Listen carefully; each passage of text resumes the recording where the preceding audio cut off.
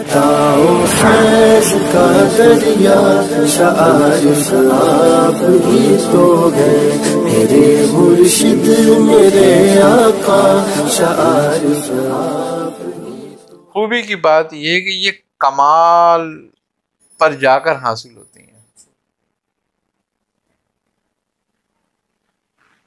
حضرت سید شیخ عبدالقادر جیلانی رحمۃ اللہ علیہ جیسے بزرگ آپ سیفی پڑھا کرتے تھے، اور بزرگان دین کا قول ہے کہ آپ کی جو ولایت تھی وہ سیفی شریف ہی کی تھی۔ حضرت علی کرم اللہ وجہ کے بعد کوئی اگر سیفی شریف کا اتنا بڑا بزرگ ہوا ہے کہ جن کو مکمل اس کے تصرف حاصل ہوئے ہوں، وہ حضرت شیخ عبدالقادر جیلانی ہیں، اور آپ سے ہی یہ بزرگوں میں پھیلی ہے۔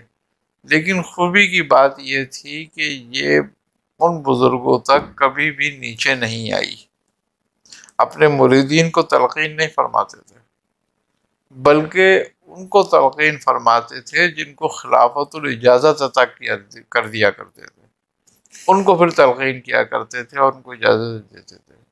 اب آج ہم تو ہر کسی کو کہہ دیتے ہیں ہاں جاؤ پڑھ لو دعائے سیفی، ہاں جاؤ پڑھ لو دعائے سیفی، تو اس کی نتیجہ کیا ہو گیا کہ دعائے سیفی کا نام تو مشہور ہو گیا مگر حیثیت ختم ہو گئی۔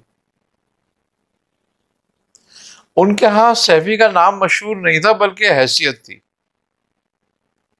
بزرگان دین فرماتے ہیں یہ دعا وہ ہے کہ اگر ایک دفعہ پہاڑ کو بھی اپنی جگہ سے لے کے چل پڑتی ہے۔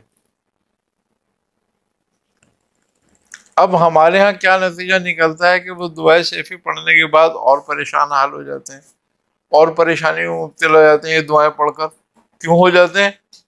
کہ اس کی ریکوائرمنٹ پوری نہیں کر پاتے تو اس کی رجعت کا شکار ہونے لگتے ہیں۔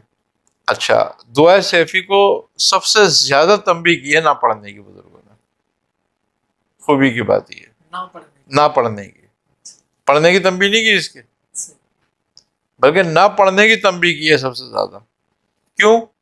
کہ وہ فرماتے ہیں کہ اس سے اگر ذرا بھی تم سے بھول چوک ہوئے گی یا ذرا بھی کچھ غیر شرعی امور میں تم پڑھو گے تو اس کی رجعت آ جائے گی، یہ تلوار کی طرح سر کاٹ دے گی۔ یعنی کہ سیفی کے دو کام ہیں، یا تو تمہارے سر پہ تاج رکھ دے اور یا تمہارا سر اتار دے۔